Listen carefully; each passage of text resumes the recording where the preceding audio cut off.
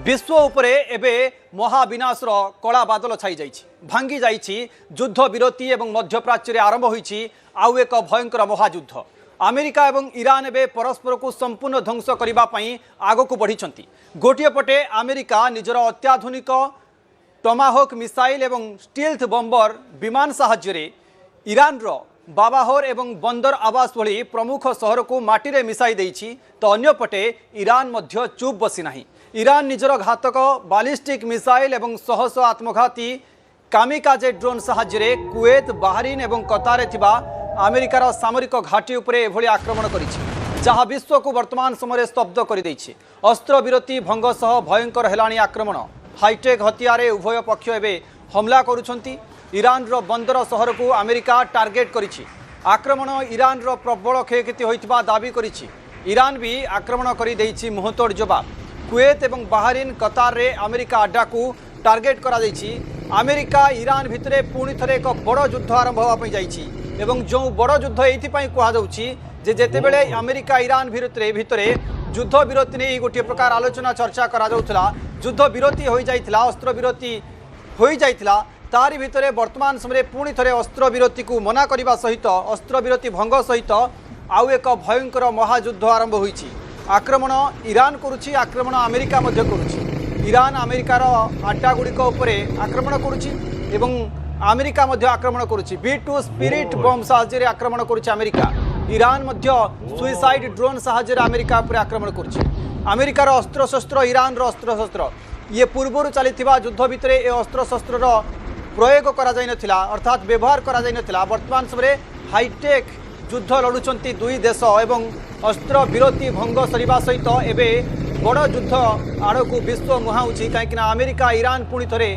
आक्रमण प्रति आक्रमण जारी रखिछंती। अमेरिकार टार्गेट ईरान रो टार्गेट पारस्य उपसागर रे ईरान जहाज को अमेरिका टार्गेट करुछि।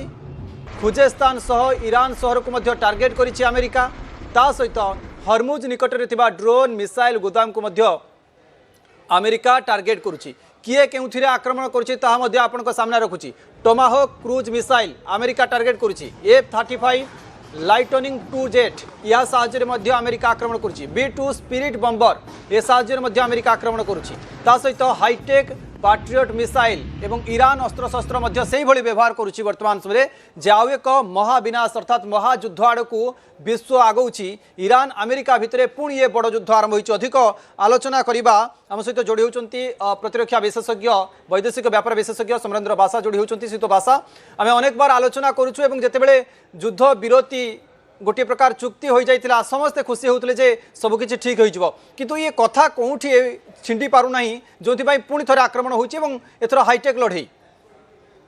देखो जो हाईटेक कथा आपण कहउतले जो मिशन कथा वर्तमान बोथ साइड रो देखा जाउछि। प्रथमे युद्ध विरति उल्लंघन कला ईरान कारण जेपरि भाबरे 21 दिन शर्त भितरे 60 दिन शर्त होइतला 60 दिन परे ही जहा कथावार्ता न्यूक्लियर बाबद रे हितांता किंतु वर्तमान 21 दिन परे जेपरि ओमान रो जो जगह रे जो जल स्तर अच्छी 12 नॉटिकल माइल एरिया छाड़ी की से अटैक करथिला तीनोटी शिप को एवं ता परे ही अमेरिका रिटेलिएशन करथिला जोरदार जो 80 ठिकाना उपरे। तेबे वर्तमान युद्ध रे केही काहाकू आओ विश्वास नाही। वर्तमान जेपरि फास्ट पेज रे युद्ध होइतला 40 दिन युद्ध रे आमे देखिथिलु सेथरे अमेरिका डिरेल हितला युद्ध रो कारण अनेक दामिका अस्त्र से प्रयोग करते पारे बट सब किछि तारो फेल मारितला ईरान रो कामिकाजी एवं शाहिद ड्रोन पाखरे। तेने एबेकार जो युद्ध चली छि एथरे अमेरिका रो जे अटैकिंग पॉइंट का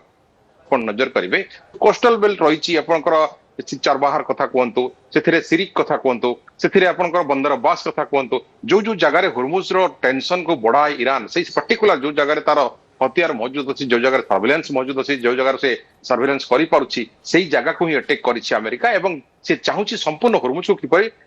जेपरि बंधन मुक्त करदेव किंतु एठी अटकिया पय चाहूछि ईरान खोलिया पय चाहूछि अमेरिका सेंटर पॉइंट होछि हुरमुज। किंतु वर्तमान आमे देखिबा जो अमेरिका इजराइल को मना करुथिला अटैक करबा पय लेबानन उपरे आज सेही अमेरिका इजराइल रो सहाय्य मागुछि ए अटैक को पुणी आउथ रिटेलिएशन करबा पय। ता माने डोनाल्ड ट्रम्प वर्तमान जो एग्रेसिव मोड रे अछंती जा से अंकारा रो कहिथिले जे मो वर्तमान ईरान को परमाणु शक्ति हबा को देबी नाही। या युद्ध नुहे या केवल ईरान को परमाणु शक्ति परमाणु कंट्री हबा को विरोध करा जीवो एहा होची मूल मिशन अमेरिकार। एपटे ईरान रो मिशन होची वर्तमान किलिंग लिस्ट नंबर 1 रे डोनाल्ड ट्रम्प जार फोटो मध्ये बैनर से पोस्टर लगै दिछि उच्च जगह मान करे डोनाल्ड ट्रम्प को वर्तमान मारिया पे आज जो प्लानिंग करछि। तेनो युद्धर घनघटा भितरे जो संकट कथा आम बारंबार आलोचना करूँ क्रूड ऑयल बाबद बर्तमान देखो जहाँकि $74 आसी $80 पहुंचलानी जदि एमती जारी रुहे $100 पार हो आशा करा तार प्रभाव पड़ो केते भारत उपर प्रभाव पड़ो कारण जमती पड़ा गत थर आम देखी भारत उपर प्रभाव पड़ा ऑयल प्राइस हाइक होता पेट्रोल डीजेल नेचुराल गैस पाइबा सीएनजी एलएनजी पीएनजी सब क्षेत्र में रेट हाइक होता तेना बर्तमान भारत उपर यही प्रभाव पड़ो कारण जिते काश्मीर में बरफ पड़े से दिल्ली में ठंडा लगे तेणु ईरान रे जदि कौन हरमुज ब्लॉक कला तो भारत पर प्रभाव पड़ा थय रही एडे बड़ मार्केट को जो 85% आम ऑयल इंपोर्ट करूँ से जगह प्रभाव आसो तेरे बर्तमान युद्धर परवर्ती स्थिति समाधान बाट फेटी 14टी शर्त सामिल होता स्विट्जरलैंड साइन भी है समस्ते राजी हेले किंतु उल्लंघन नीति प्रथम ईरान जो आपणेला अमेरिका वर्तमान आउ चुक्ति बाबद कौन कथबार्ता हम ना बोली डोनाल्ड ट्रंप मना करदे तेणु यह सुहाइला क्या बर्तमान इज्राएल को आगामी दिन में इज्राएल इलेक्शन अच्छी आगामी दिन में मिड टर्म अमेरिका अच्छी एवं ईरान कथा जदि कहवा आईआरजीसी दुईटी वर्ग हो गोटे नरमपंथी गोटे चरमपंथी तेणु एवं युद्ध में प्लानिंग निज निजर संप्रभुता रक्षा करने प्लानिंग कर निज निजर दायरा भितर रही युद्ध जो सप्लाई चेन कथा आम देखा जमी हमास होती और हिजबुल्ला को ईरान सप्लाई करुच्ची इज्राएल को एपटे अमेरिका सप्लाई करुच्ची ईरान को एपटे रशिया नॉर्थ कोरिया और चाइना सप्लाई करेंगे तेणु एवं युद्धर घनघटा दायरा बढ़ो एवं जो संकट कथा आम कहूँ संकट समय डोनाल्ड ट्रंप लाभ हम कौन लॉस हबार ना कारण जो पाकिस्तान ऑपरेशन सिंदूर चली पाकिस्तान क्रिप्टो करेन्सी अनेक लाभ से करते पुओ जोई ए लाभ करते एक्जाक्टली से कथा हूँ गत काली जो क्राश होता शेयर बजार वर्ल्ड में देखी धड़ाम कर फसला यूरोप बजार कहतु भारत बजार कहतु डोनाल्ड ट्रंप कौन लॉस हबार ना कारण क्रूड ऑयल जब संकट देखा जाए तेज जाए वेनेजुएला तेल सप्लाई हो पार तेणु एवं युद्ध में $300 बिलियन दवा कथा आसीला जो अमेरिका पश्चिम देश सहित साहाय्य कर डेवलपमेंट कर बंद करदे युद्ध चले बंद हो दबार पड़ोनी युद्ध नीति में ईरान जो कथा मानु ना तार रिडेवलपमेंट हो पार ना हरमुज बाबद एनरिचमेंट बाबद कहवा न्यूक्लियर प्रोग्राम बाबद कहवा जहाँ जहाँ शर्त थिला से शर्त को अमेरिका मानवा करना फ्रीजिंग अमाउंट कथा देखो जो कथा से कहता डिफ्रिज करदब से कथा को बर्तमान $12 बिलियन फ्रिज करने कथा थिला किंतु ता करिवो नाही तेरे एबे सबू कथारे अहरी गले चुक्ति गोटे बाटे चुली को चलीगला बर्तमान केवल युद्ध आउ युद्ध एथिरे बोथ साइड रो जो वेपन्स कथा आपण कहउतिल हाईटेक वेपन कथा 6th जनरेशन वेपन कथा ईरान पाखरे कोन अछि सारा विश्व जानि नाही ईरान पाखरे को हथियार केते केते रेंज रो बैलिस्टिक मिसाइल अछि को रेंज रो ड्रोन रछि ताहा से धीरे धीरे एबे इनोवेशन करिथिला रखिथिला